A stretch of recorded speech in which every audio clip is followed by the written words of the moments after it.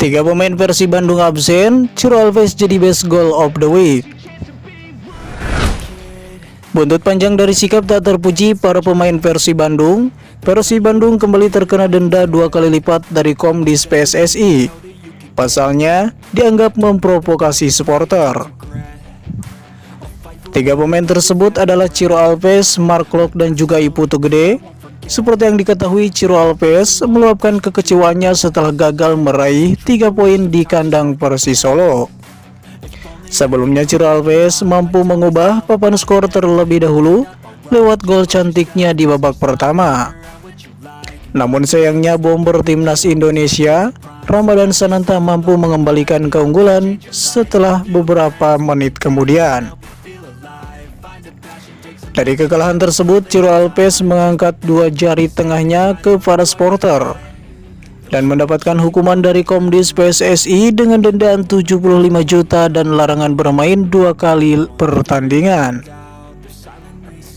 Selain itu, hal serupa telah dilakukan Mark Locke yang dengan sengaja melempar botol air mineral ke arah supporter.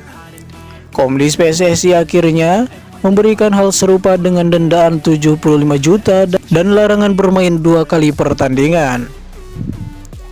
Selain Mark Locke dan juga Ciro Alves, bek Persib Bandung Iputu Gede mengalami hal serupa. Pasalnya setelah menerima hukuman kartu merah dari wasit Irfan Effendi, Iputu Gede juga mengangkatkan 2 jari tengahnya ke arah supporter Persis Solo.